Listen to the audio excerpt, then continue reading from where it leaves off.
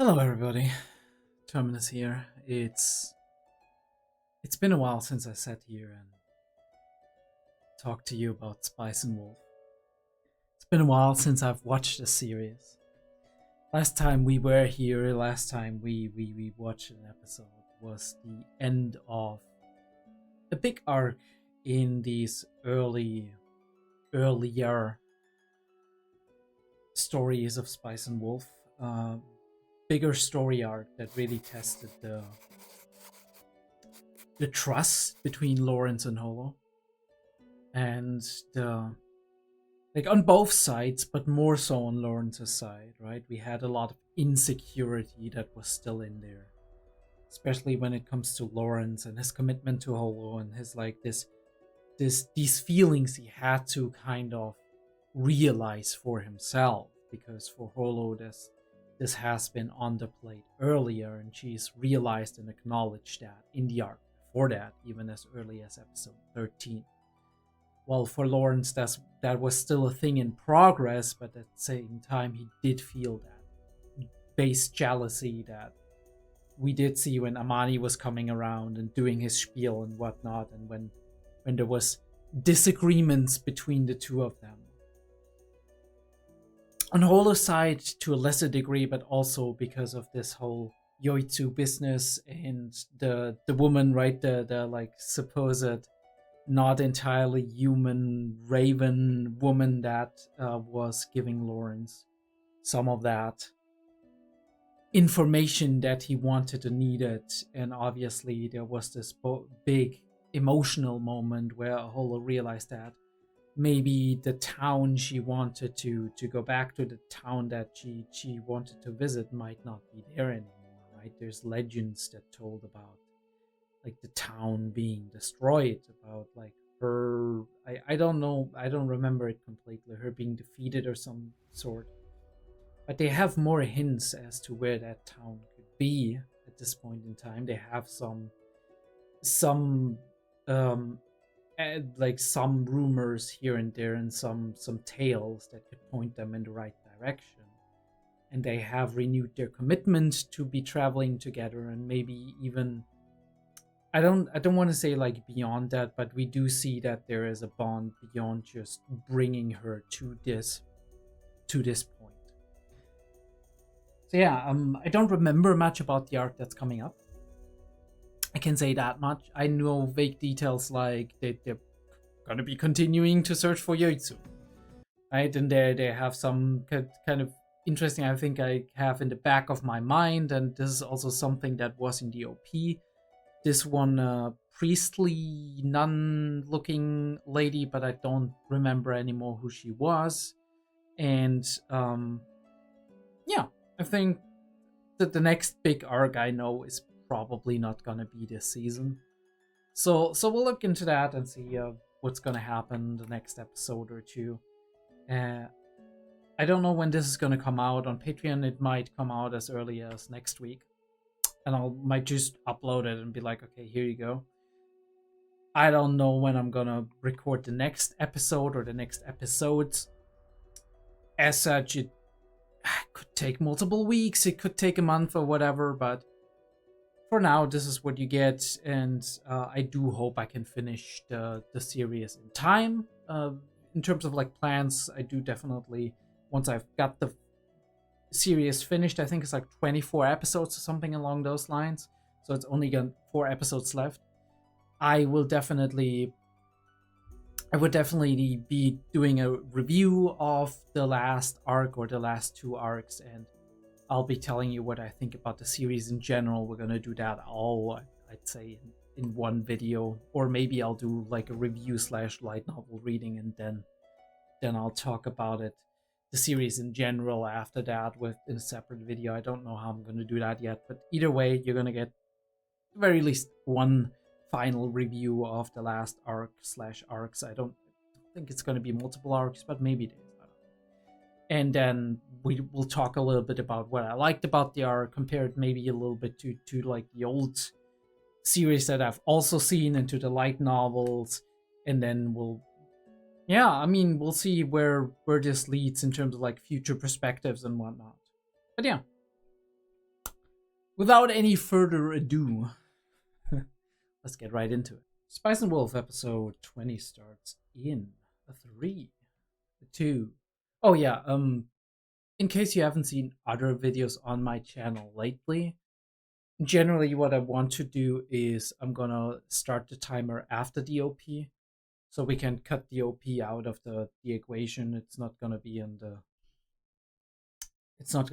YouTube video anyway. We're gonna watch the beginning section, then there's gonna be OP gonna be cut, and then we're gonna start the timer. Like 001 is the first frame basically of the episode, and we can sync that up from there. I don't know if I'm going to be showing any video material. Maybe I'll try it out and see if stuff's going to get accepted. I know way back when I started Spice and Wolf, it had somewhat of like visual and audio problems in accepting like and blocking copyrighted material and whatnot, but we can try it. And if not, you're gonna have the usual like timer reaction and whatnot. If I have timer only, I'm probably gonna start right here with the first frame, even before the OP. So 3, 2, 1. All right. On the road again.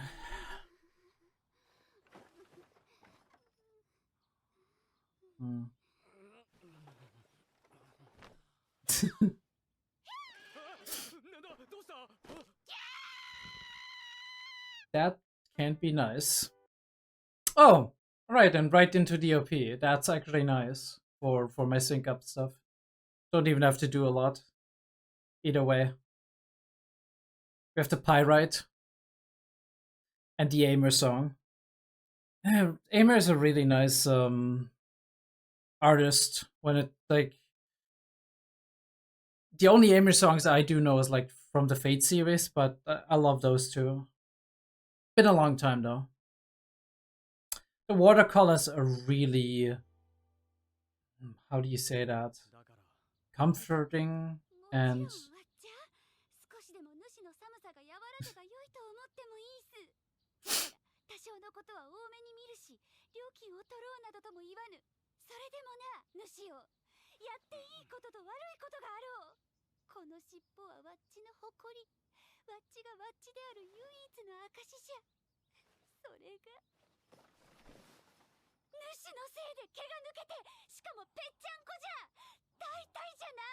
big angry. Did he just fall asleep? Did he fell asleep again?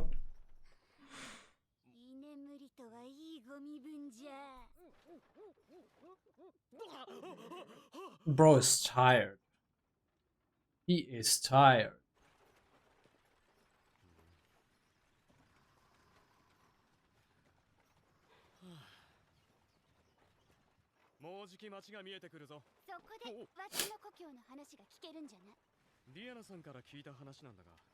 Ah, Diana, that was her name.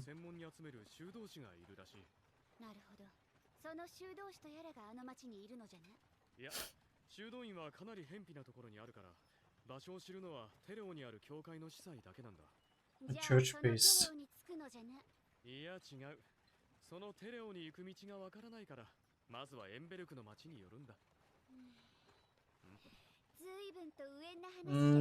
I was about to say the same thing, but as long as you have a lead.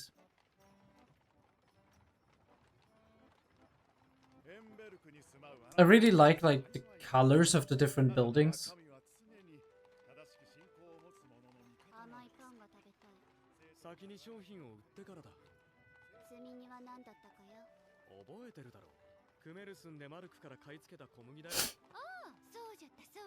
Flower.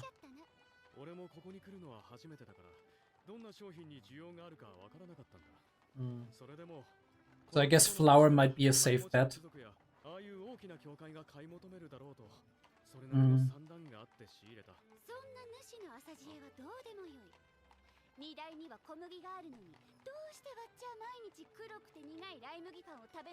Because you need to sell it.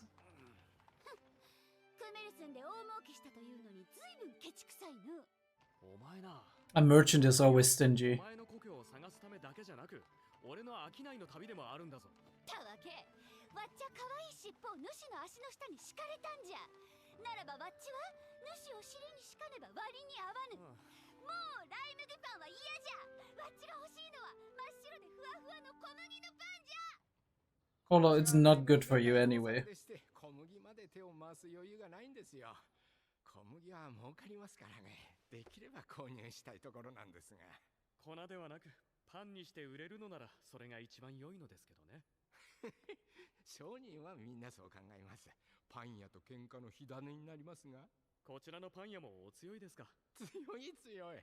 パン屋以外が焼けば石の綿棒を持って走ってきます。ところで今回は販路のご開拓で？いえ、道中商いながらといった感じです。ちなみに行き先の方は？レノスに向かう予定なのですが。レノス？そんな遠いところへ。その前にテレオにひとまず向かっている最中なのです。教会に少し用がありまして。テレオのですか？教会でしたらこのエンベルクの方が。大きな教会がありましたね。この辺り一帯を取りまとめている教会です。A beautiful one, by the way. ご立派な方がいらっしゃって。いえ、テレオの教会に会いたい方がいるのです。ついでと言ってはなんですが、テレオまでの道をご存知ありませんか？一本道ですから迷うこともありませんよ。荷馬車でおよそ1日ですね。ありがとうございます。また神のお導きがあれば。その時はぜひ。それでは。Very interesting. All these little things that you say and do while you have like relations. 今日のうちにもっと進んでおけば明日には着くじゃろ。休憩した方が良くないか？お前も疲れてるだろう。休憩ならば明日テレオとやらでもできるじゃろう。行けるならば早く行きたい。わかった。なら温かい飯だけ食べていこう。それくらいいいだろう。Dude looked sus. He looked sus. What? Why did he look so sus? Why did we have the shot of him?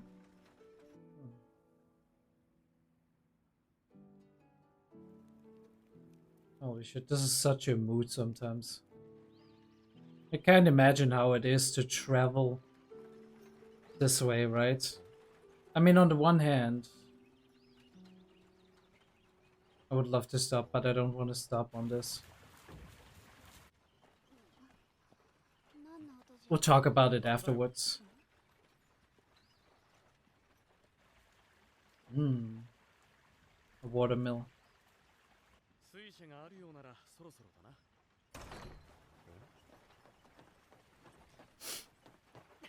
Someone's in a hurry.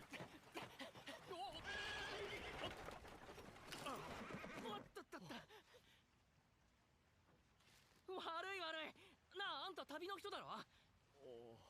その通りだが、そっちは見た通りの粉引きだよ。で、どっから来たんだ？あんたエンベルクの人じゃないだろ。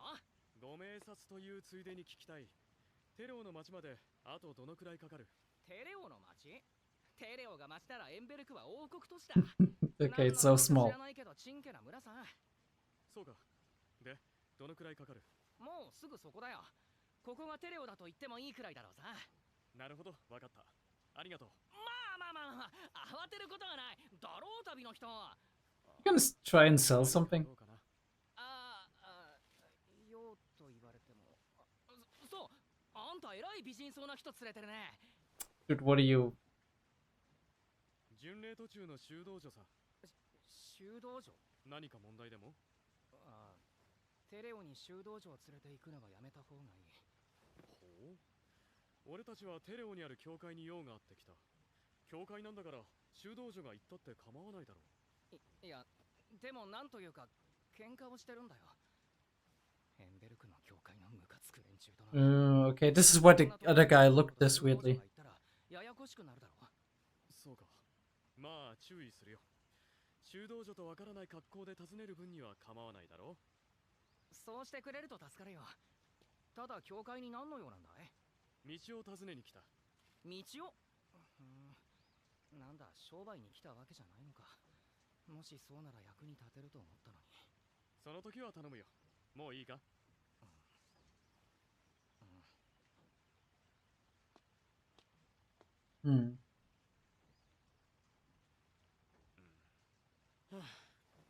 私の名はクラフト・ロレンス。君の名は？エヴァン、キオームエヴァン。エヴァン、わかった。君の名前は覚えておく。あ、絶対覚えておいてくれよ。 He is very eager. 帰る時にもぜひ寄ってくれよ。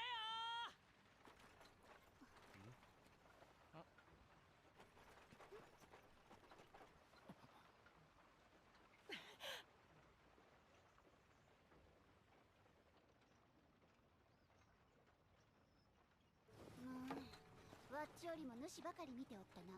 粉引きだからないろいろ大変なんだろう。そうなのかよ。羊飼いと同じようなものだ。必要な職業だが町や村では嫌われる。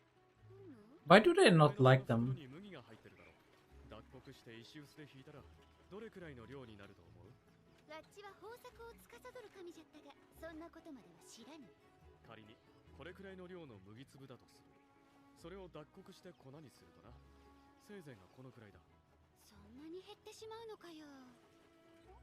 水車小屋の粉引きは隠した指で引いた粉をくすねているって言われている。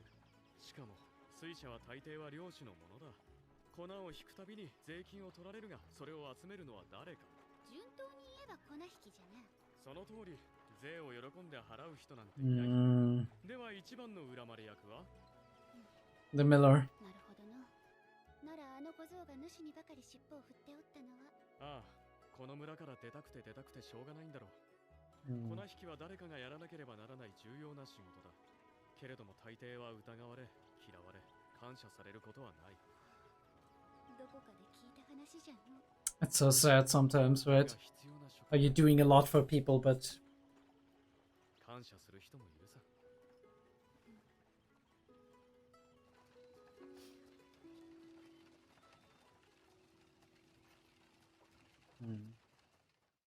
a small town, indeed. Along a river, it's always so beautiful to see, right? Like these enclaves of civilization close to a river. 大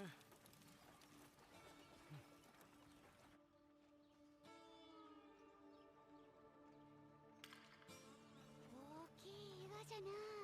多分祭りの儀式をしたり、踊ったり、会議をしたりといったところだろう Or な。 as a hangout space. こんにちは。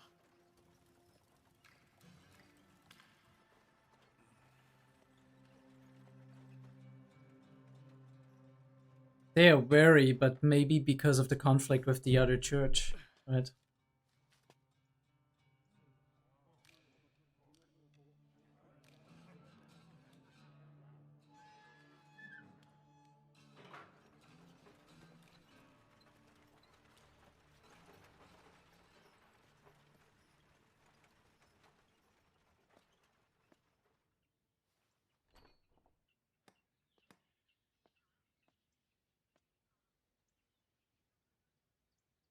A little bit overgrown.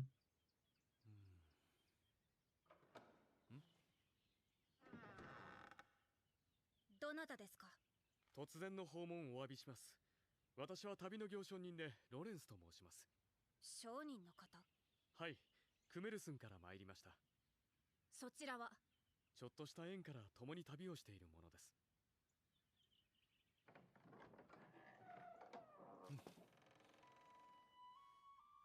どのようなご用向きですか？ Harsh. 実はこちらの教会の司祭様にお会いしたいのですが。正確には司祭ではありませんが、当教会を預かるエルサ・シュティングハイムです。それでご用向きは？ It's the problem that she's a woman, maybe? はい、Dエンドラン修道院へ行きたいのです。院長はルイズラーナ・シュティングヒルトという方なのですが。存じません。こちらにフランツ司祭という方がいらっしゃるとお聞きしたのですが。司祭は夏に亡くなりました。It もういい is. でしょう。そんな修道院の場所は知りませんし、私は忙しいんです。はい。えらい嫌われようじゃな。She didn't dislike him. フランツ司祭が亡くなってるというのは本当。 Disliked what you said. 嘘には思えぬ。じゃが。ああ、修道院の場所を知らないのは嘘だな。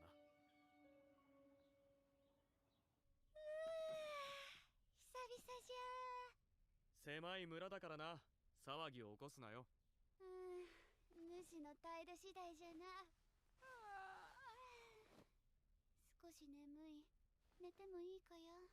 ダメだと言ったらどうするんだ。主のそばでうつらうつらする。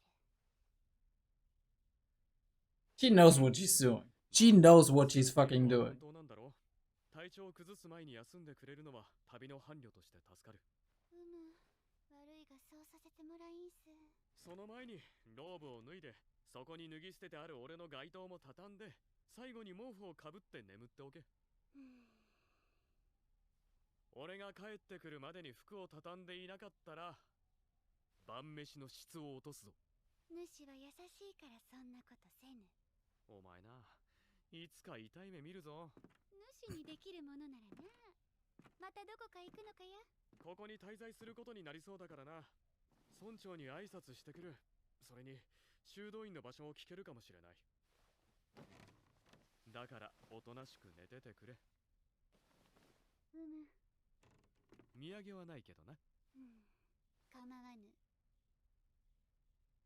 主が帰ってきてくれさえすれば。その間抜けな顔が土産代わりじゃ。先にもらいんす。おやすみ。She loves to tease him, doesn't she? But he's gotten more used to it. I think it's really cool that we have a variety of different buildings and architectures throughout the series. Just shows like the breadth of the land and like the different environments, but also speaks for like the author. 突然失礼します。私、旅の行商人で。あらあら、村長さん、噂の方よ。村長さん。ほらほら、この方でしょ。They're a little bit more frank here. 失礼ですよ。はいはい。いやいや、これは失礼しましたね。テレオの村を預かっております。セムと申します。お取り込み中でしたか。いえいえ、ただ収穫した麦をパンにしている最中なもので。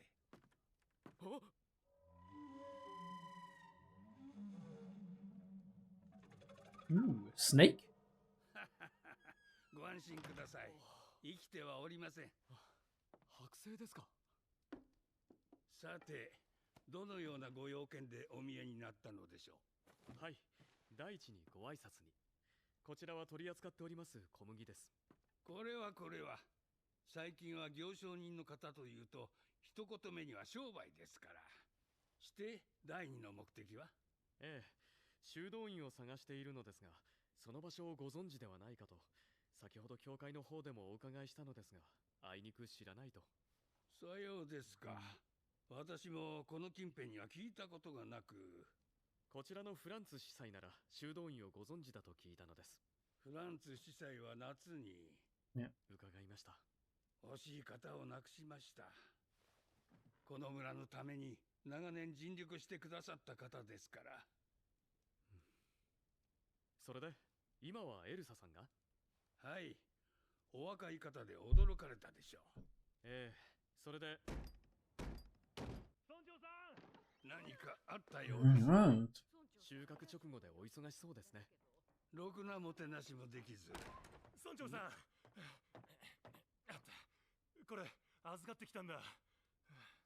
時間かかっちまって悪かったな。えらく道が。I think it's very tactful. He's leaving them their privacy and all that.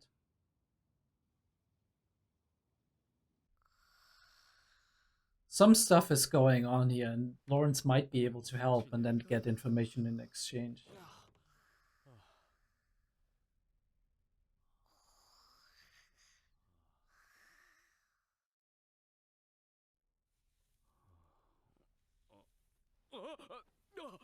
服を畳んで毛布をかけなければ飯の質を落とすそうじゃな。お前は優しいからそんなことはしないだろうさ。だいぶ寝たな。ひもじい思いをしながらも主を起こさぬわっちの優しさを知っておるかや。しめしめと財布から金を取ってたんじゃないのか。Hmm. ここは夜も早そうだな。もう広場は誰もいないぞ。露店もないしの。飯は大丈夫なのかや？酒場に行けば大丈夫だろふむ。ならば早く行こう。寝起きなんだがな。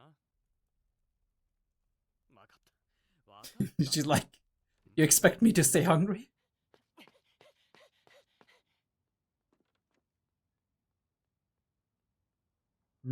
He's running to the church. いきなり現れるな。驚くだろ。あれがどうしたかや？教会に行くようだな。怪しいの。俺たちの方がな。お？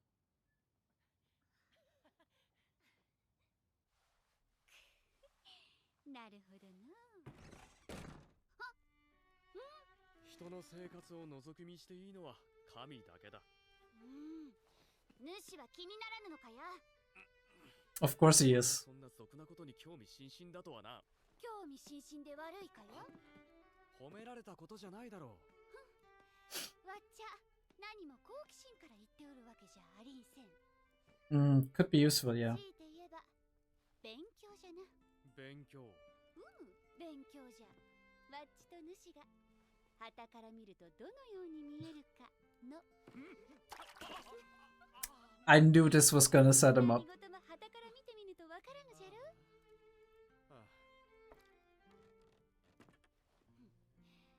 わっちゃ、旗から見るとあんなことを主にされておったんじゃな。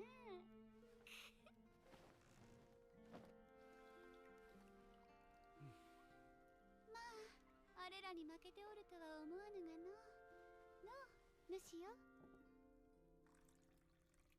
She didn't say Lawrence, so what did she say here? 主よ。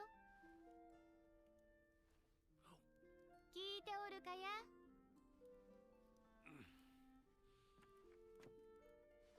腹が減った。おう。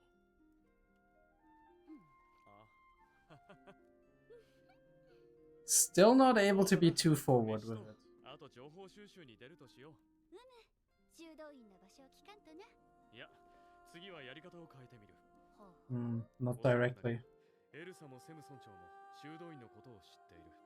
なのに白を切っているように見えた。まずはその事情を。Trust. Agreed.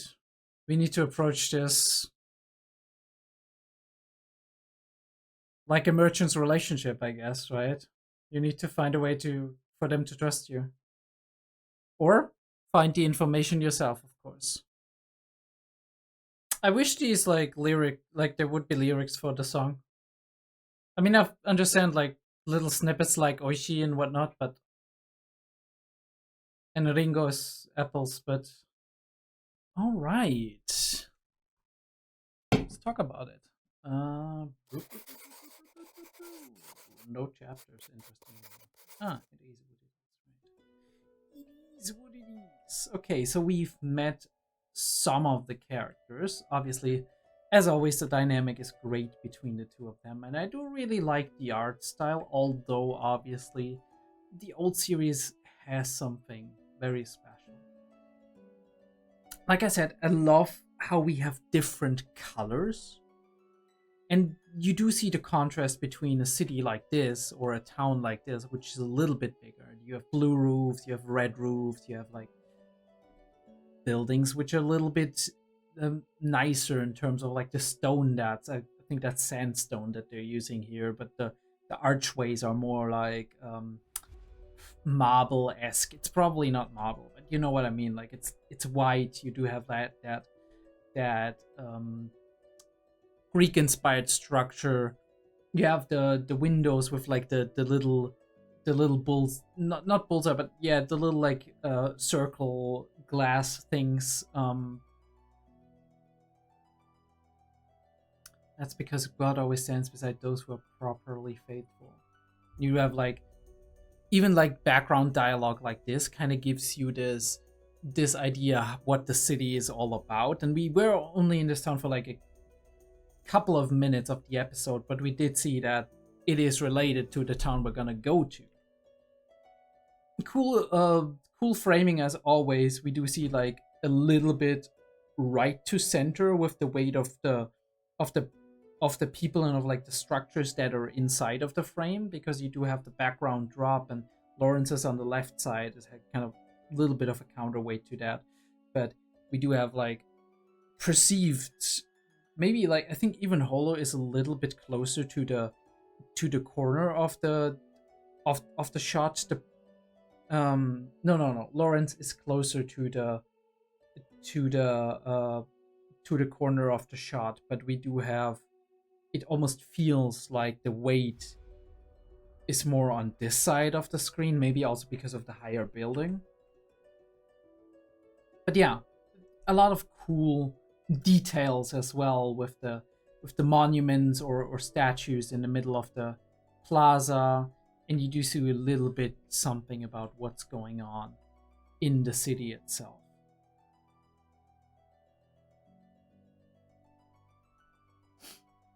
Go into the trade building. I wish we could have sold you. We don't have extra finances to deal with wheat. Wheat is profitable, so we wish we could buy it from you. But, right, yeah.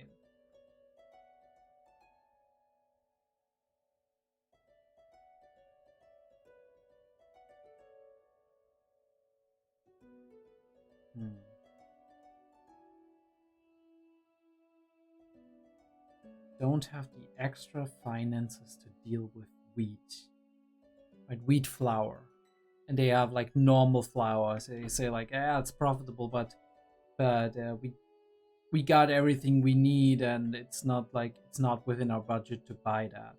They're looking to create a sales channel this time. No, I'm just trading as I travel. And we're going for like Lenos, which is a big northern city that he's pointing out because he can't be like, okay, I'm searching for this place and whatnot, right? Because that's not how you conduct business. That's not what you do. You don't say that, right? Because if you lay bare all of your like motives and whatnot, somebody who is dealing and trading with you could be like, oh, I can use that, right? So you lay out a little bit, right, and then poke a little bit, be like, okay, I want to go to Terrio, and he's poking too, right? He's like, that's unusual. Why? And we're talking back and forth. It's like the church here is a lot grander, a lot better, because it's like, wait, why do people want to go to the church in Terrio? What's about them? Especially if they're in conflict and have some like conflict of interest and whatnot. There's like, this isn't good, right? I want to keep all the influence right here. Beautiful church, by the way, with all like the typical like European church structure where you have the main building, right?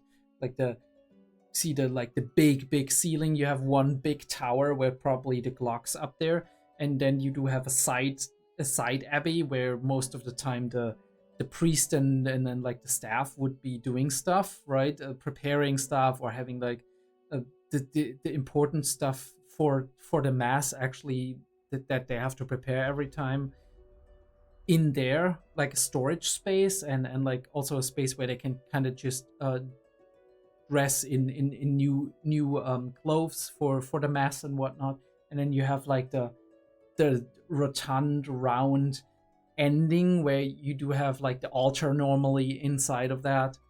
So yeah, know that a lot of churches in Europe are basically built like that, bigger or smaller. Want to meet somebody, and then we're like, I hope we do business again, right? All of these phrases that we go through that we don't necessarily always mean, where we're oftentimes it's like, nice doing business with you, right? It's like an automated thing, but if you don't do it, it is oftentimes not beneficial because somebody will remember that and be like, oh, this guy was not very friendly, right? He was not very interested in me. He was not very polite. He wasn't acting in accordance to the social script that is taught, right? It's like going through the hoops in order to make good business relations and in order to not be rude to anybody. But we have him looking back in like what almost seems like worry and suspicion, So there's this definite.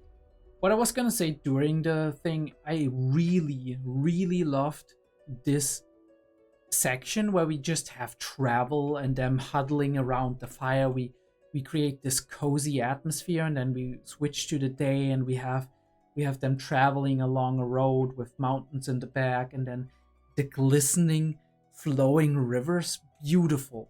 I can't imagine how it is to travel along nature this raw, right?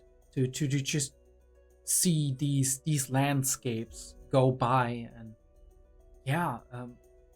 sit at night, sit around a campfire, and then lay down in your probably not very comfortable wagon and sleep the night, and then rise to the first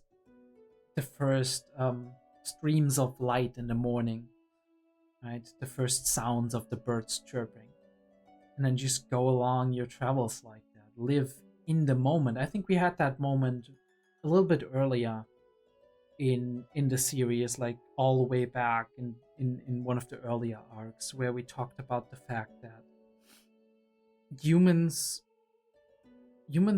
didn't always live according to a schedule. A lot of like the remote villages, their time was mostly spent living in accordance to the seasons, right? And in accordance to the daytime. When the sun comes up, you rise, right?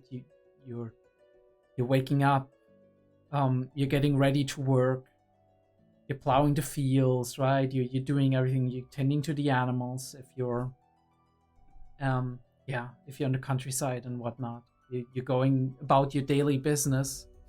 Church is gonna start, right? It's gonna start with mass and whatnot. And then like midday, you're doing like, you're having a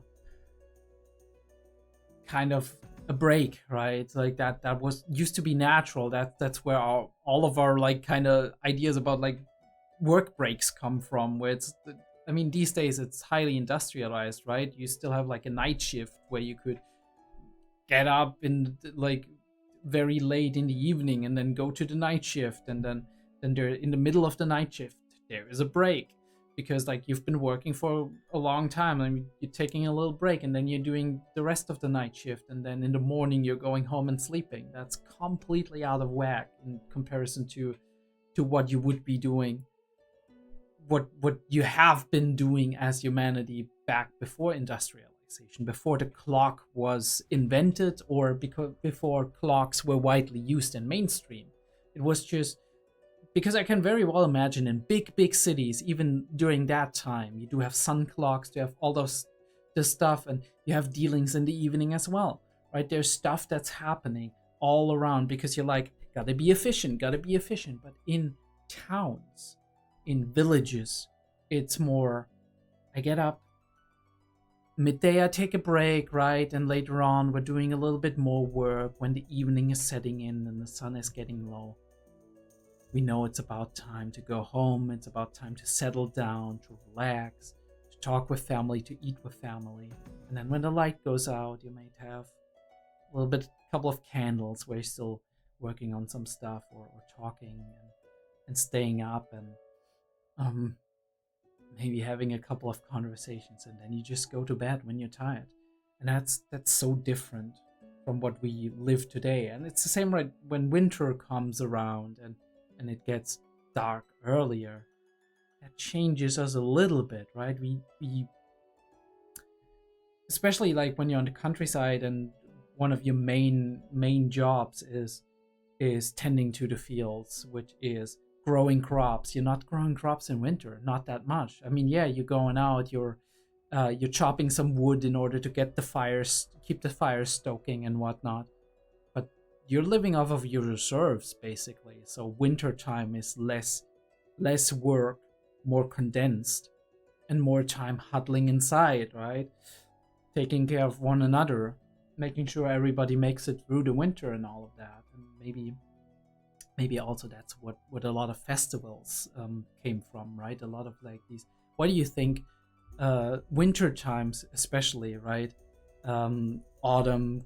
Autumn, winter, and early spring. why do you think those have the most festivals, the most like pagan holidays and whatnot, right? It is cold, it is icy, you don't like to go outside a lot, right?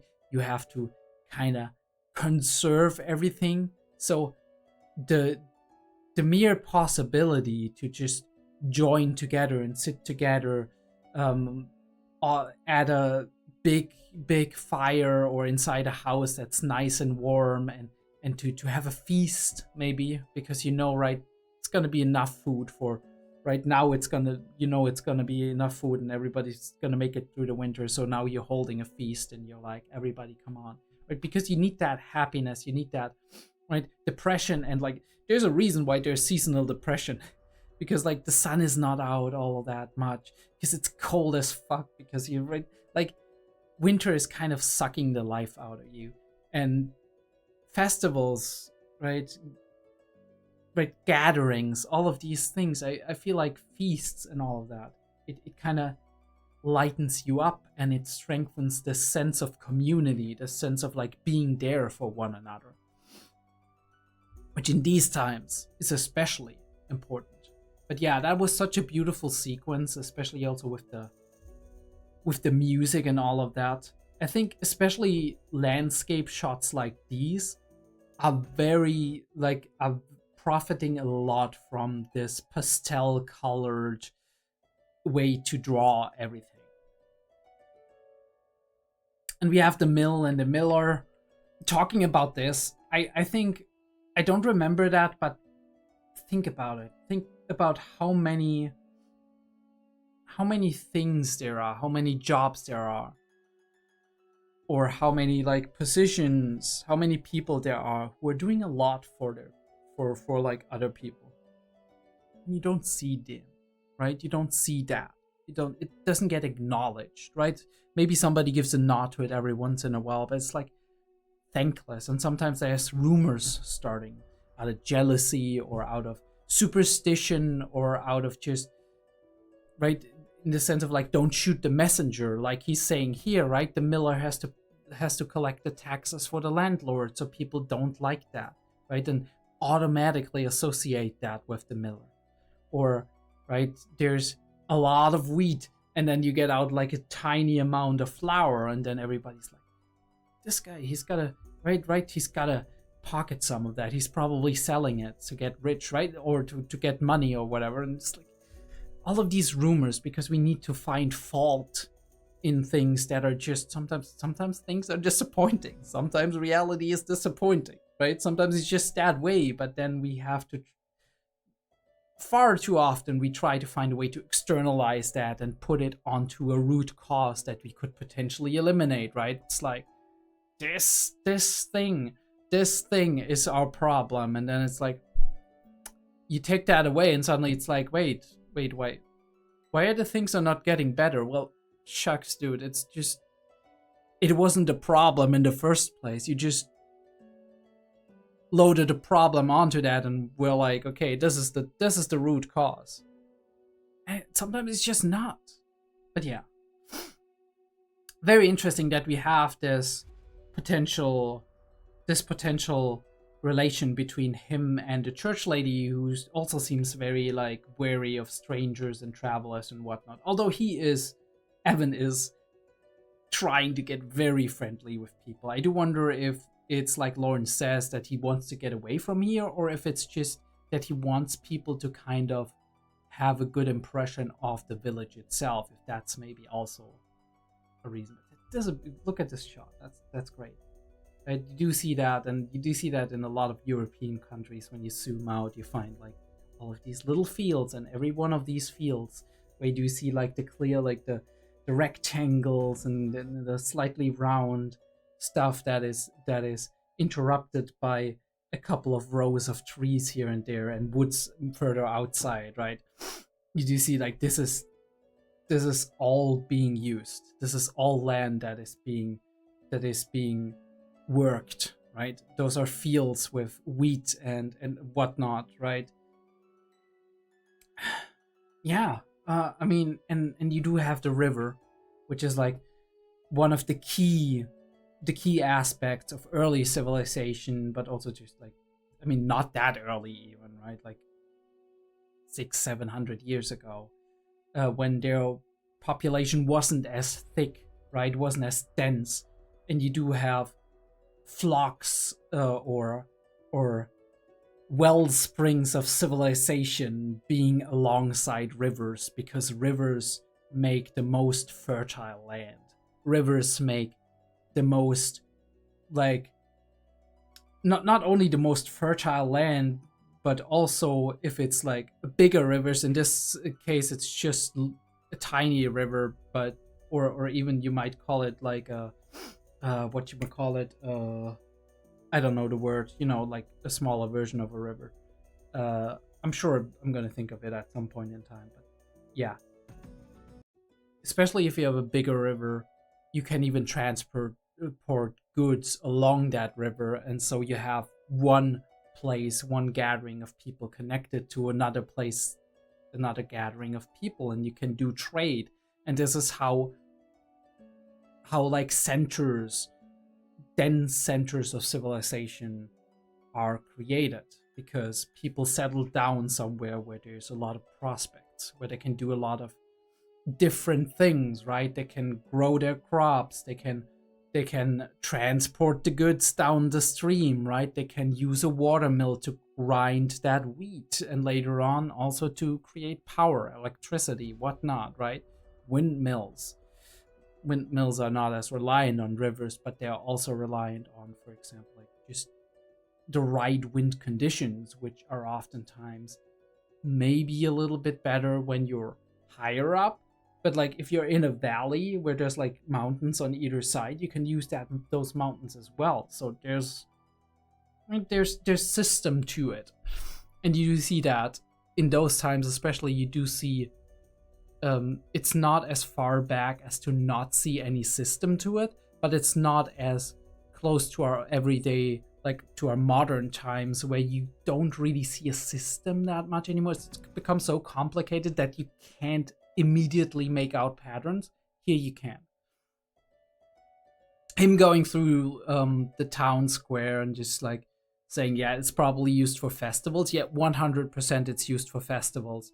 But this is also like a hangout place for everybody every day when it's not used for festivals, which is really cool. It's just a place to be, right? And they're going through it, and everybody stops talking, and they're just looking at them and looking, what are they up to, right? They're being suspicious, and then they start talking again when they arrived somewhere. Also, her being very, very curt, very like, love that like focus on Lawrence, and her being out of focus is really cool. Those eyes are very striking, and how she held like her hand over her whatever necklace that she had here before he actually revealed that he was looking for something specific. And I'd like to meet with the priest of this church, and then she's like revealing it, because she's like, I'm the kind of, technically I'm not an official priest, but they're hiding something. You do also see that this town in general is a lot grayer, right? You do have a lot of, like, the other town, you had a lot of colors, right? Colored roofs, sandstone buildings and whatnot. Here it's just straight up masonry and white, grayish white, not even white like in like traditional Greek buildings, although traditional Greek buildings weren't white according to historians, as far as I know. Maybe I remember that wrong, but I think I remember that Greek buildings did actually have paint coats, right? They were painted, and we only see them or saw them as white because after all of this time, the paint just completely was just completely removed just from decay. So people for the longest time thought that people in ancient Greece and whatever, they just had white buildings. And that's absolutely not the case.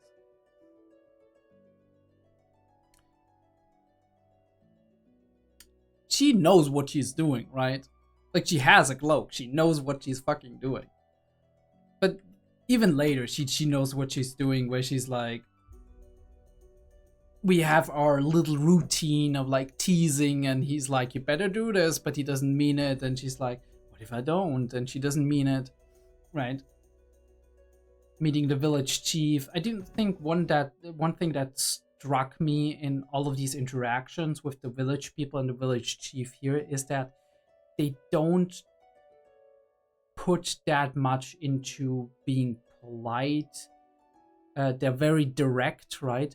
And they're very much like a big family, it feels like. Everybody's interrupting each other, right?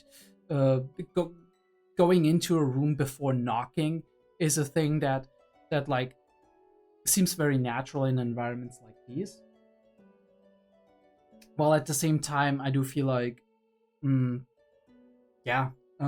it feels very natural in environments like these where there's more familiarity between people, right? And where there's less like societal boundaries and rules, because everybody here just knows one another. So there's not a lot of like social song and dance, as we've said earlier. And yeah, him running there and being like, and we do have like the clear signs that we immediately see. It's like, and just being very curious about. Obviously, a lot of people are. Oh, interesting. Let me watch a little bit more. It's like, of course, it's juicy, right? What else are you gonna do than like just talk about these things? And maybe if you're witness to something like that, because it's not often that you're witness to how people behave if they think they're not being observed, right? If they think they're not being watched, right? Just being natural. Because there is some roles that we take when we are in a public space, when we are interacting within society. You know, obviously there's enough people who are just fucking, I don't know, kissing, making out in all the way in public, and sure, right? But most people, they have like a personal boundary, like a point to which they go, to which they go, and then at that point they stop, and they only go further than that when they're in private, or when they think they have relative privacy, right? Obviously, it's different depending on who you're with, right? If you're with like very close friends, it might be different.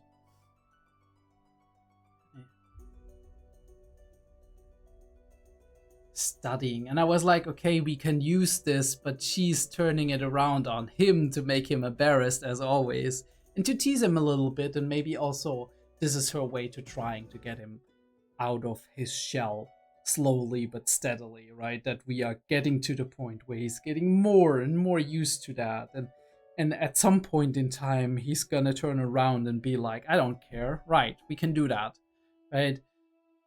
That's just her way of being like, come on, right? And at some point in time, he's gonna try to one-up her and like turn that embarrassment around. And sometimes it works, sometimes it doesn't. But in trying to do so, he's gonna become more daring.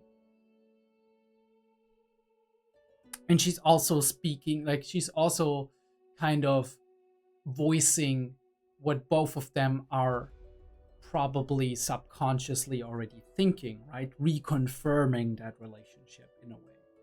Because obviously there's a difference between just living a relationship and talking about it and actually defining it in your own words, because you are kind of reflecting your own reality and putting that out and being like, this is how I see us.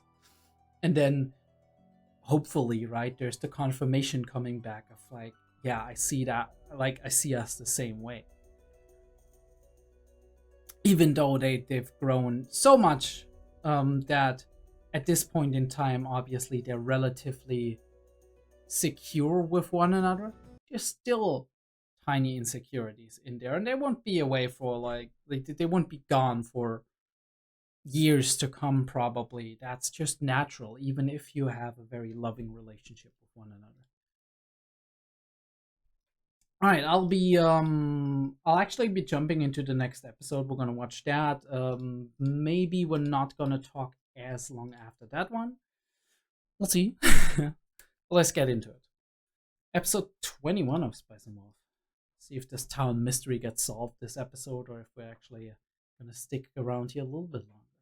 3, 2, 1. Funny music. Of course, now she's she's all happy again.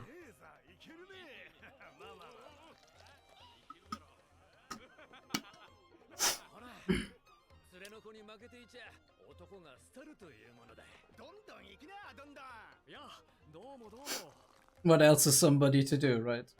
いや、いいビールですね。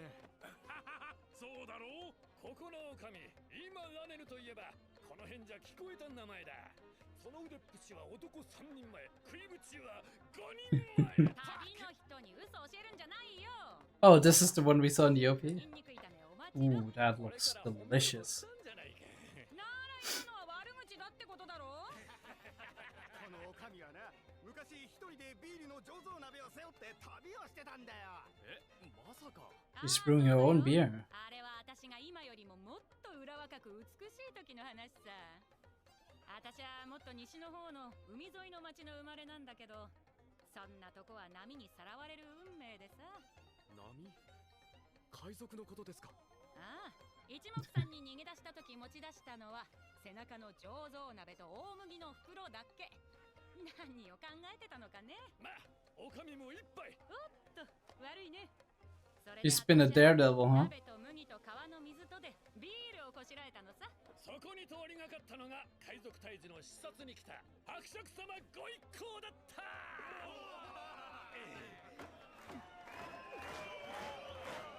It's all of these local stories, right? That only those people know. It's really cool. 伯爵様は私に共に旅をしてビールを作ってくれとおっしゃられたんだよ。これは締めた者と伯爵様についてゆく裏若き野心家の乙女イーマ。それでお抱えの醸造士にでもそれは無理な話さね。もらった例といえば伯爵様お墨付きのビールとして売っていいという権利さ。Okay. ここから始まる世にも珍しいビールのアルキューリ女の物語だ。さすらいの乙女醸造士といいな。少しでも多く売るために私は自分のビールを決して飲まなかった。でも That's how you do it. 村で初めて飲んじまってね。ベロンベロンで引っかかったのが今の亭主さ。けどま、この村もいいところだよ。ゆっくりしていっとくれ。ありがとうございます。 Settle down. いや、いい酒場です。こんな店は王とエンディマにもそうそうない。そうだろう、そうだろう。兄さん見る目がある。それに酒もうまい。この村はよほど神に愛されているのでしょうね。と、これは失礼。いやいや、兄さんは悪くない。確かに死んじまったフランツ司祭はこの村の大 He did say something about Kami, which I didn't quite read in the subtitles. トルエオ様には逆らえねえ。そうだ、その通り。トルエオ様？ああ、村の守り神さ。Ooh, okay. テレオって名の元になった神様さ。なるほど。Ah, this is the conflict. やっぱり狼ですか？狼？バカ言っちゃいけねえ。あんな悪魔の手先、神なもんかね。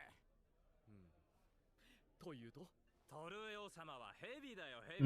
That's the whole snake imagery. ヘビ？頭と尻尾で天気が違うと言われ、朝飯につき、夕飯に太陽を飲み込むと言われているんだ。Reminds me of that, like, one snake god in Mushishi. トルエオ様が冬眠するために掘った穴が残ってるんだ。穴が？入るとたたりがあるって昔からの言い伝えだ。フランツ司祭だってビビってこの穴には入っちゃならねえと言ったものさ。丘の斜面にあるんだが、村に来るとき見かけなかったかい？そういえば。だがな、ここの近くにエンベルクって町があるだろう。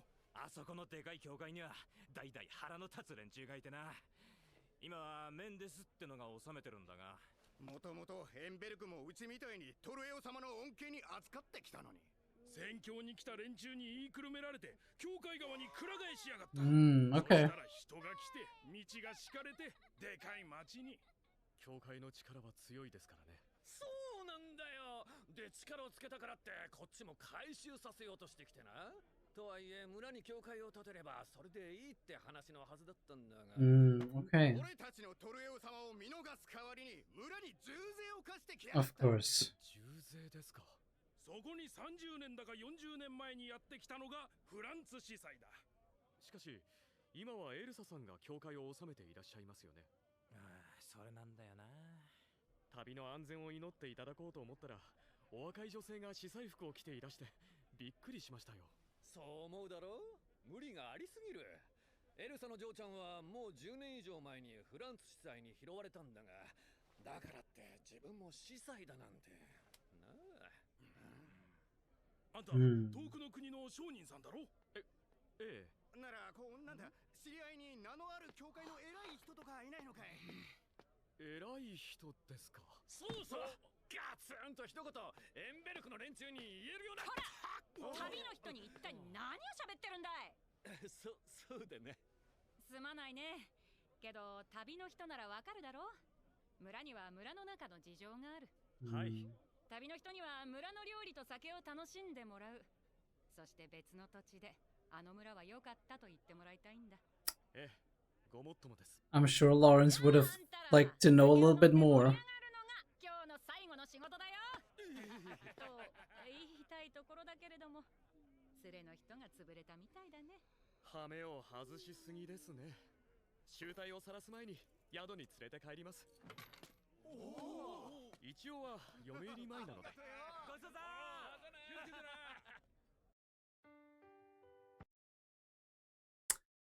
I bet he would have liked to know more.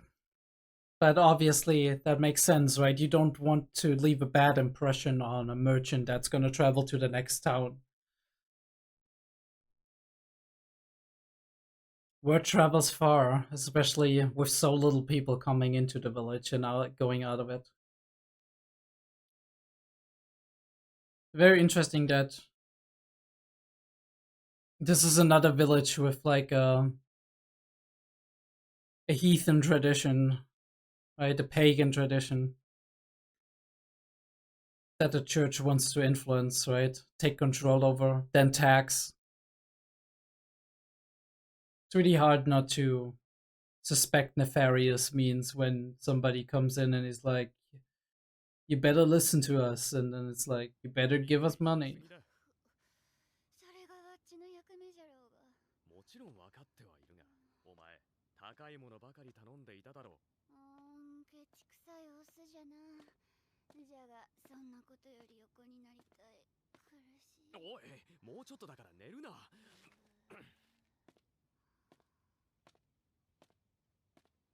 お連れさんどうされました？いえ、酔っ払っているだけです。そうだ、これを。ん？ Apples? I mean, she likes apples. どうした？なんだこれ。宿のおかみさんにもらったんだよ。二日酔いに効くらしい。これを食えば100年間酔っ払ってても目が覚めるじゃろう。They're good though. えらくのんびりした村だな。店が開くのは遅そうだ。そうとなれば起きておっても寒いし腹が減るだけじゃ。神は一応我々を1日1回しか眠らない体に作ったらしいぞ。わっちは狼じゃからな。Rules for thee, but not for me, huh? どうも妙だな。いや、この村の人間の収入が気になってな。なんじゃそれ。収穫を終えたからといってのんびりできる農村なんてありえない。ましてや、ここはエンベルクから重税を課されているそうじゃないか。なのにどうして？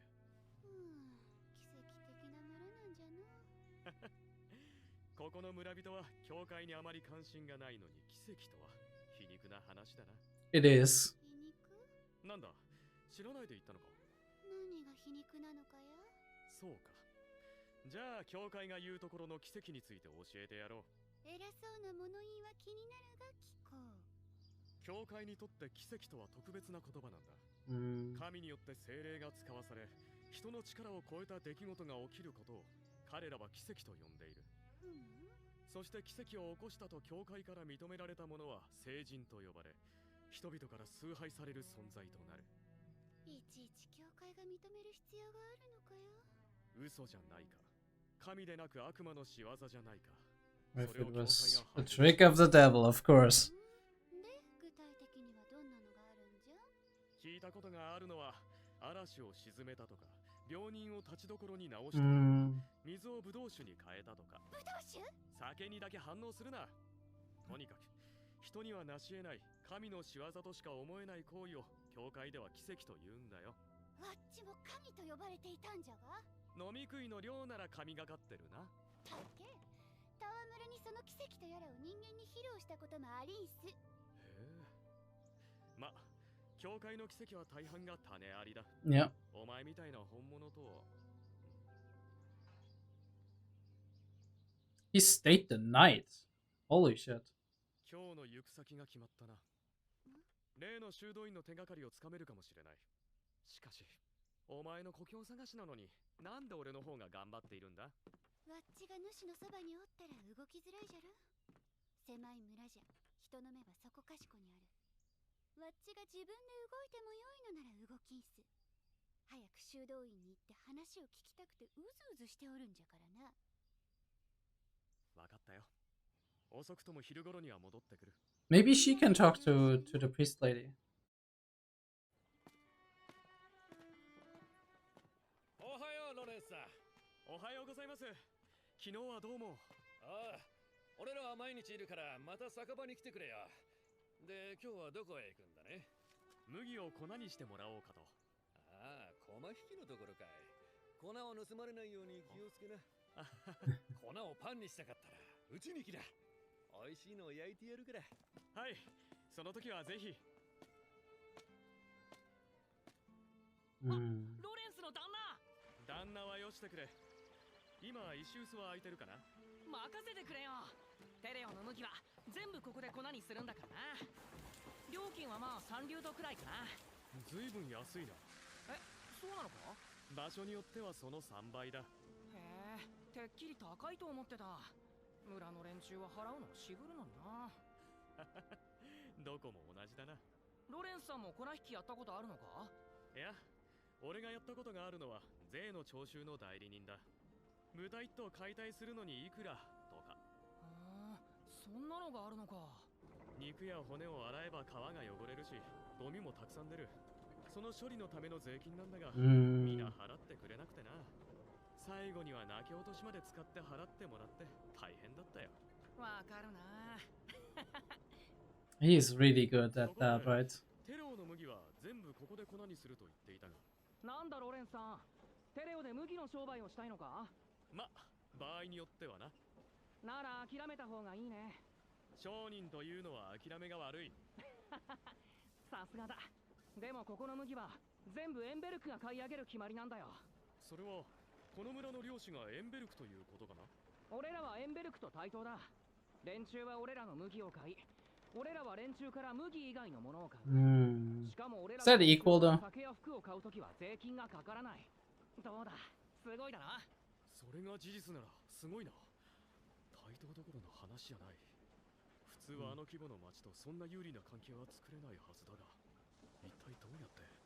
それに聞いた話だと、この村はエンベルクに重税を課せられているとか。そんなのは昔の話だ。そうなのか？なんでか知りたいか？ぜひともね。悪い、実は知らないんだ。おいおい。だけど誰がそうしたかは知ってるぜ。フランツ司祭だろ？なんでわかったんだ？何？商人の勘というやつだ。すげえな。ロレンスさんもやっぱただものじゃなかったのか。褒めても何？ This guy. それよりも麦はまだか？あ、そうだった。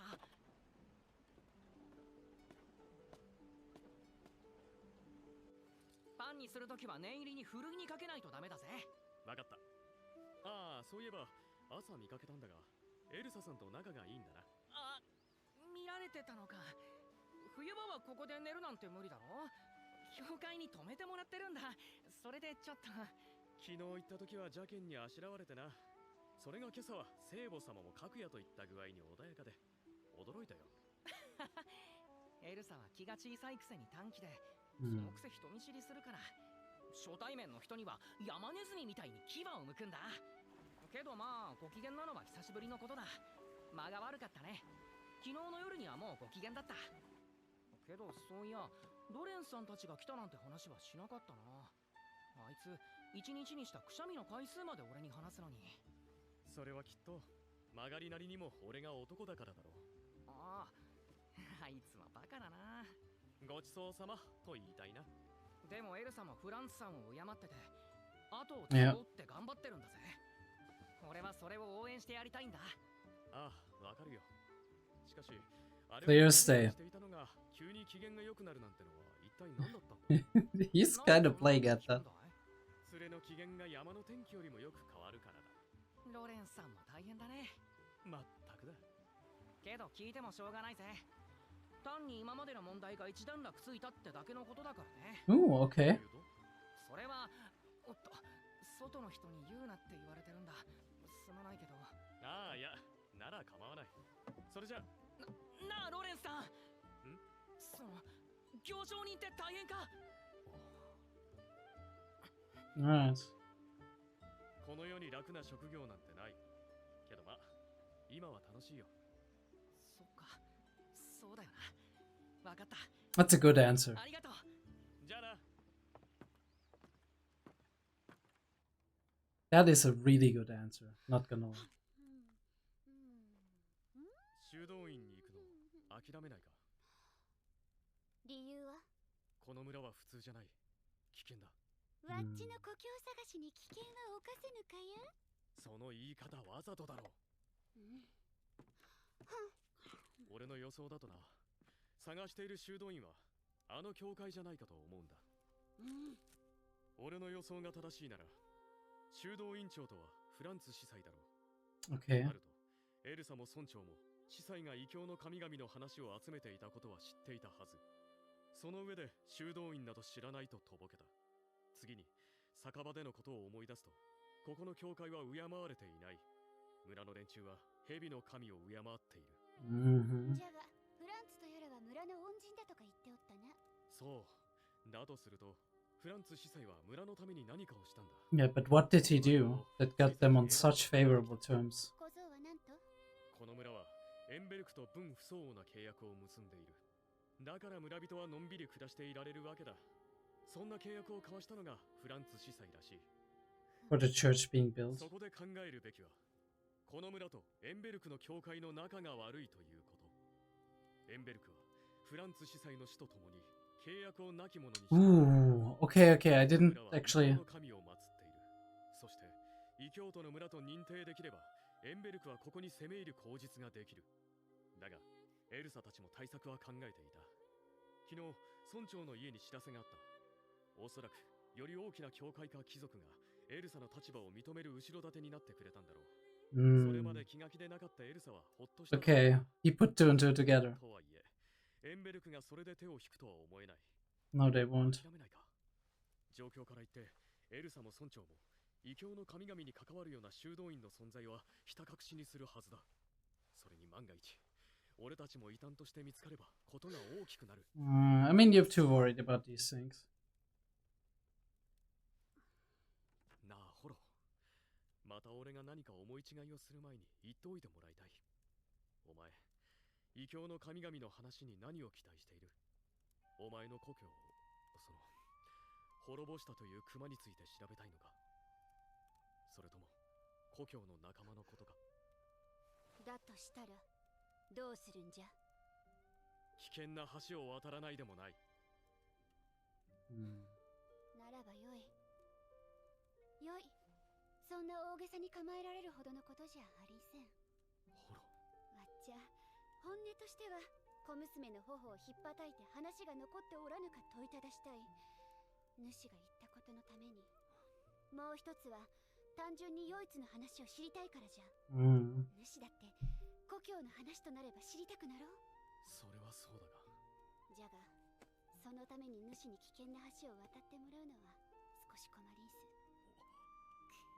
Yeah. まあ、お人よしなのは主の数少ない美点じゃが、わっちにはそれが少し怖い。わっちがこんな風に寂しげにしておっても、主はガブリと食わぬのじゃからな。Going over to 恐ろしいオスじゃ。見た目は banter again. よく吟味しないととんでもない味のものがあるからな。確かにとてつもなく酸っぱいかもしれぬからの。じゃが、わっちが甘くないとでも。ああ。ほう、いい度胸じゃ。お前は本当に諦めてもいいんだな。そういう聞き方をな、ずるいと思うんじゃが。わっちゃ、ヨイツの話や仲間の話や腹の立つ熊の話があるのなら、それを詳しく知りたい。ああ。クメルスンでのあの鳥の小娘の話ではとても足りぬ。喉が渇いた時に少しだけ水を飲むようなものじゃ。どうしたい？ That was really good. Really good piece of writing. 任せろ。俺に任せてくれ。実はな、わっちには案が一つある。正気か？遠回しにやっておっても話は進まぬじゃろ。だいたいわっちが甘えてもいいかやと言ったのはな、危ない橋を共に渡ってもらってもいいかやということじゃ。What is she cooking? 主は大しく任せろと答えてくれた。わっちゃとても嬉しい。たまには主の手綱を握り直さんとな。ま、うまくいかなかった時のことは主に任せる。じゃからな、今は主の手を握るだけ。はあ、では主よ、さっさと飯を食っていこう。わかったよ。 And this, I thought so. This is where we ended.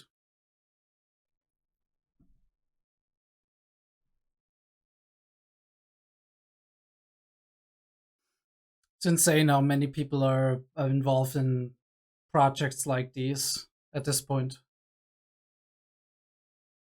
Also, Torio, our last station, or our last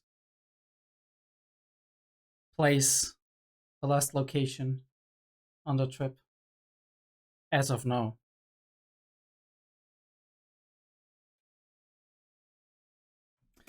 Alright, episode 22, Church Teachings and Memories of Father. Probably about Father Franz, right? And sharing what happened, maybe a little bit of what happened. I don't know if she knows everything, but yeah. Yeah, let's go back through it a little bit.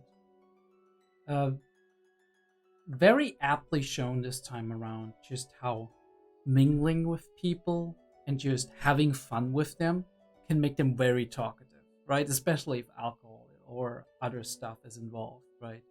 Food and alcohol and whatnot. It makes people want to connect, want to talk, especially if there's not a lot of outsiders coming. There's probably a lot of what's happening in the world, right? What's happening in the grand world outside? What have you seen? How far have you been, right? Because they're like, you're merchant from far away, right? But they also will want to tell their own stories, which is, first of all, that food is beautiful, looks delicious as fuck. But yeah, about her, the traveling like brewmaster woman, right? Barmaid, whatever. And her story and them kind of praising her to heavens for it because the beer she's making is great. They're proud of that. And as like a village, obviously, as like a tiny community where everybody knows one another, of course they're proud of that, right? It's like praising a mother or a sister or, right, a family member. And she likes to talk about it. Right, she met her husband here. She settled down because I guess at that point in time, she said it. She never drank of her own beer, but here in this village, something happened, and she did, and she crashed. And her husband was there, like her now husband was there for her, and I guess at some point in time she she decided, why not settle down here? It's a nice place, right? And people like me. I like the people here. Time to actually do it. Blessed by God. I didn't see that, right? Blessed by God, Kami, and then they're reacting to it like, oh, okay. But yeah, of course, the snake, which we saw in the last episode very early, we did see like that snake figure, and we were like, okay, interesting. And he was like, is that taxidermied or whatever? But it's like the entire village has this snake imagery in the background. So, and this reminds me like the snake god that they're telling about that, right? Like that the snake god is so big that the weather is different at his head compared to the tail.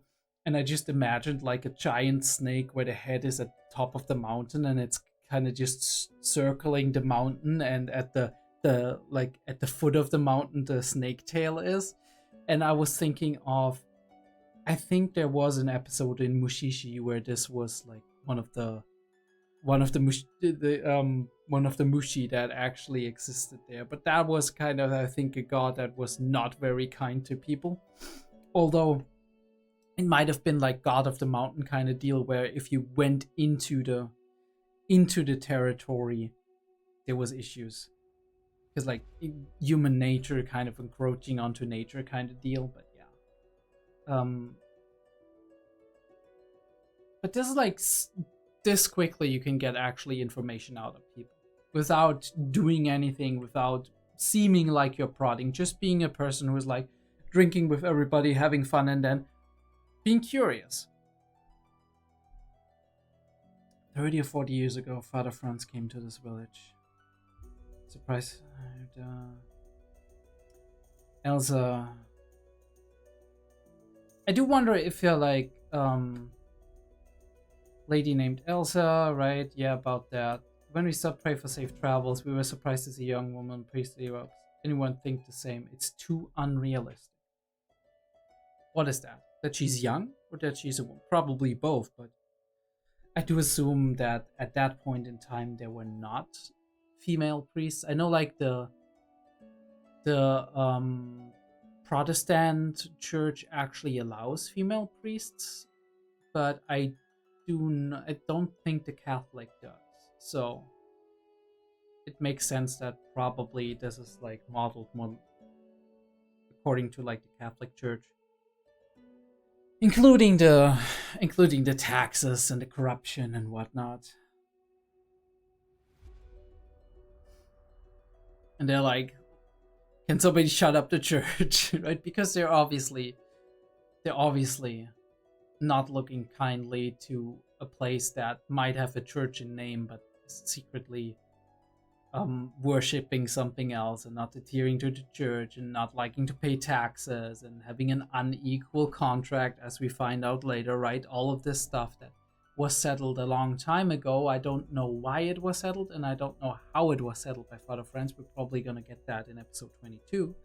But at the very least, he actually managed to strike that deal, and with Father Franz dying, this deal could have been null and void by just there not being any priests that can replace him. And now Elsa is here, and maybe probably they found somebody just at that time when Lawrence was actually meeting with the village chief.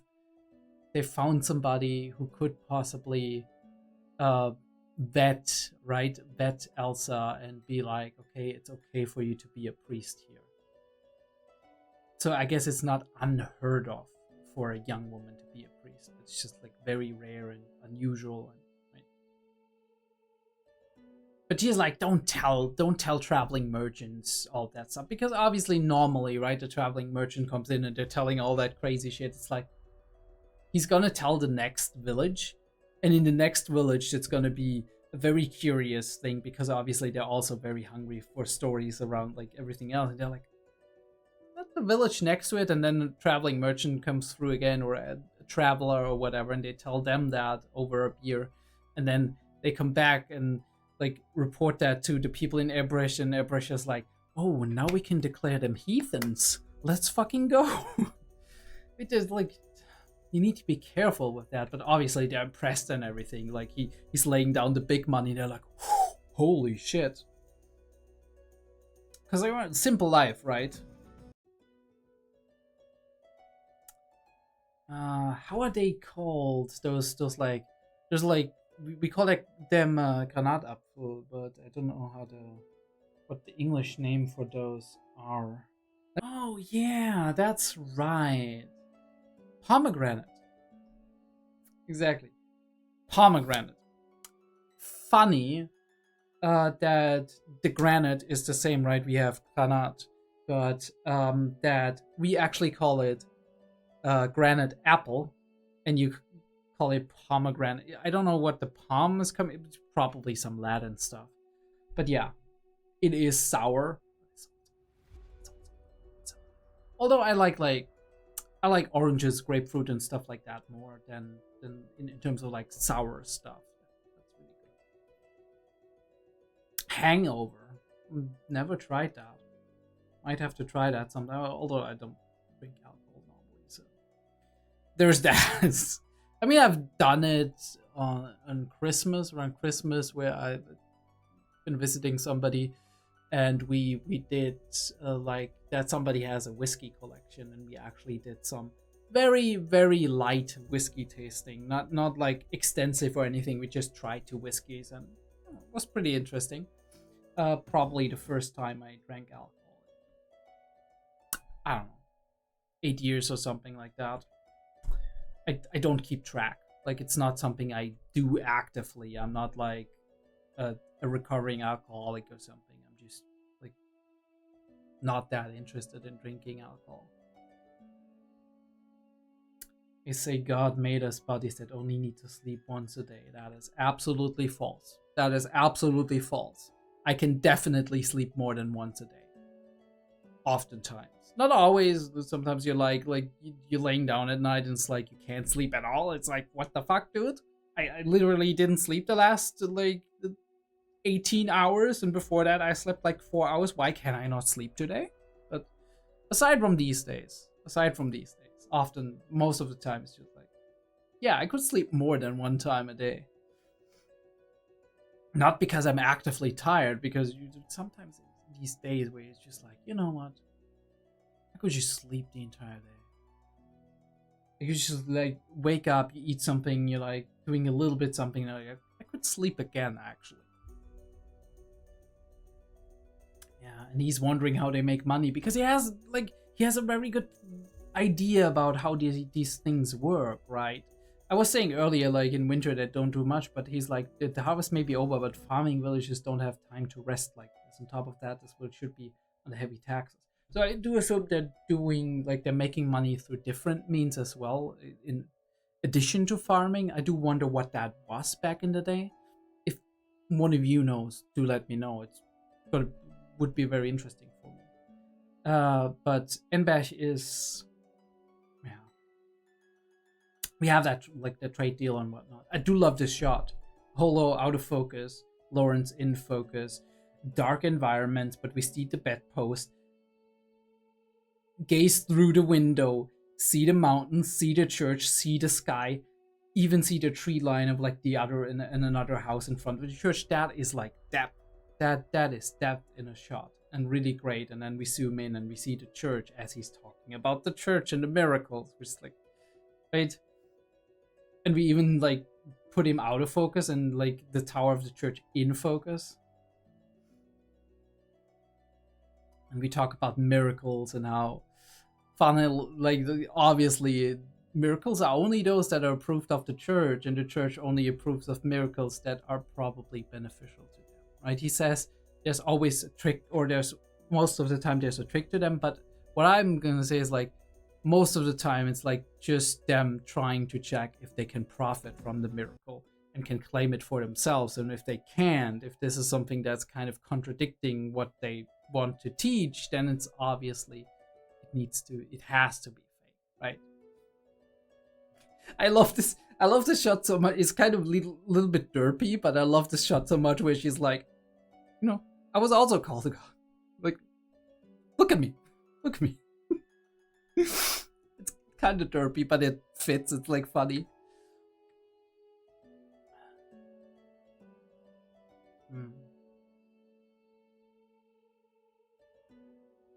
Right. And suddenly we have rapport, right? Suddenly we have rapport. I do wonder, like, I mean, I guess a miller's job mostly is like carrying heavy sacks of wheat and grinding them into flour, and also probably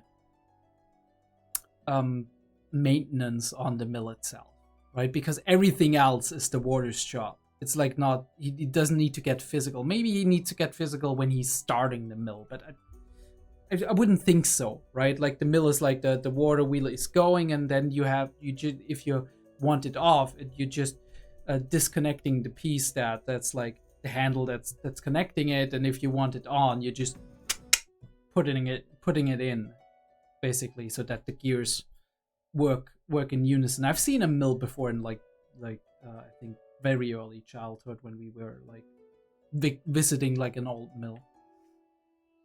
I think we still have like, where I come from, we still have like a town mill where the water of like a tiny little river is going through. And we have like, that mill isn't active anymore, but it's still like kind of like somebody owns that house. But I think back then you could still visit it, like almost like a little tiny museum kind of deal. And he's relating to them. He's so good at doing that, Lawrence. Like, just being like, oh yeah, I used to collect taxes too, right? And then in this case, it's very important for him to actually have made experience outside of his traveling merchant stuff. Maybe he's lying, but I think he's not, right? And then he can talk shop because people are like, kind of relatable, right? And he can relate. He's like, yeah, I used to do like some tax stuff before. That's kind of annoying because people don't like you. I had to beg. And actually, he's making a very funny point where he's like the people who wash their stuff, right, from like the meat and whatnot, they're polluting the river, and the tax is to actually have people actively go in there and make filter it out and make the river clean again. But nobody wants to pay. It's kind of a statement for humanity, isn't it? Right? That all of humanity is like, this stuff needs to be done, right? We need to do this and whatnot, and it's important for us, and like, but we don't clean up after ourselves, right? It's like, we need all of this, and this needs to be done, and the work needs to be done, and then you're like, yeah, but you need to clean up, and then they're like, okay, cool, then we'll just, like, we've pooled some funds in order to actually have somebody do that, because somebody who's doing it, they shouldn't be doing that for free, of course, because they need to work too, and the time they spend actually cleaning that up, they can't work other jobs, so they should be paid. So you're like, okay, where do I get the money from? Everybody who is actually doing the meat washing and whatnot, because they're actually polluting the river. Okay, so let them pay. No, I don't want to. Then don't do your job. Yeah, but I have to do my job to earn money. Then give me your fucking money in order to clean up the fucking river that you're polluting. Like, hello? Like that. Almost everywhere, even today. People don't want to fix their shit. People don't want to clean up their shit. Like, come on, let me take a dump in this corner. Yeah, are you gonna clean that up? No. Are you gonna give me something to clean it up? No. I don't wanna. Kind of makes me angry sometimes, right? Like this sense of like entitlement on the one hand, and then the sense of like this lack of felt responsibility on the other hand. But yeah, it is what it is. People are selfish oftentimes. And we're talking, and obviously he's getting a little detail out of him. Not enough for me to actually put all of the pieces together, but enough for Lawrence, a smart man, probably smarter man than me, to put the pieces together and be like, right, this is that, and right, and they found the solution, but if we poke and prod, it might be difficult and whatnot, but Holo has an idea, so let's see what it is next time.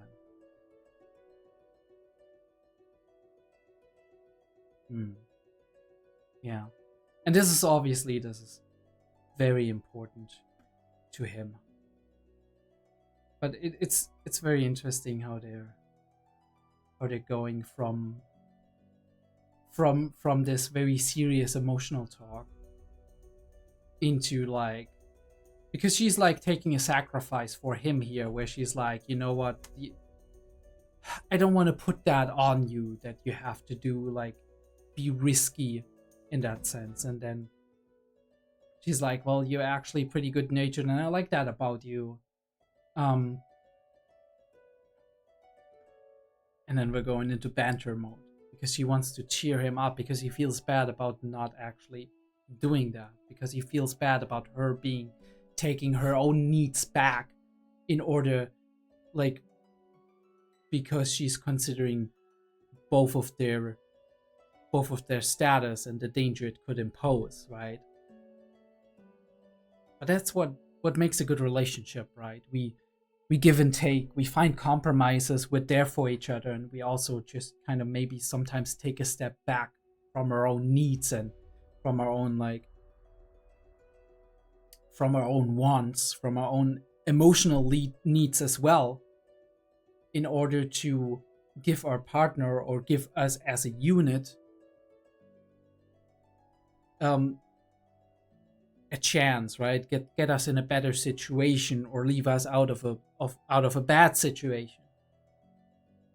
Thinking about the two of them as a unit, thinking about the consequences of our actions, because we can't always get what we want. Sometimes we need to take a step back and think about this, and this is what she's already kind of starting to do in the background, right? As she's starting with the banter and whatnot, she's like, that you're not devouring me immediately, then she's throwing it into his court, which is funny, because we talked about this the last episode, where she's like poking and prodding. She's not only lifting up his spirits by just being a little bit funny and coy with him, enjoying him. She's not in a terrible mood, right? She's not absolutely distraught by this. She's being okay with that. But also, I feel like all of these interactions, every time we tease and we prod and we banter, it feels like she's throwing out the net, and at some point in time, he's the fish in this metaphor. He's gonna swim into it, and then she has him, basically. But that's always like, we're taking tiny little steps towards that, right? We're kind of like normalizing it more and more, and at some point in time, the idea from like being embarrassing and outrageous and just being fun and right, and just being teasing, is gonna get more and more into this frame of actual possibility in his mind, right? Because in her mind, it's already a possibility. But right, she's just continuously letting him know that it's not that ridiculous an idea, right? Like a absolutely ridiculous, scandalous idea would be outside of the frame, right? It would be here where you can't see it. We wouldn't be mentioning it almost at all, right? But the more we mention it, the more it's here in a peripheral, right? We are aware it's here all the time. And it gets closer and closer, and at some point in time, it's going to stare us into the eyes. And this is when it becomes a possibility. That's how I see it, at least. Yeah, obviously she, after the banter and after like the friendly flirting and teasing, we're going back into emotional vulnerability mode. Sometimes it's easier to open up and actually be vulnerable and be emotional when we interrupt our process of an emotional discussion, interrupt that tension, right? Break that tension, get it down to a ground level again, and then raise it up again slowly. Because if we just keep raising it, it becomes really painful and hard. But if we interrupt it with a little bit of humor, a little bit of banter, something that makes us feel comfortable, because the banter for them as well is something that brings them comfort, something that relaxes them. And then it gets a little bit up again, and we can be honest.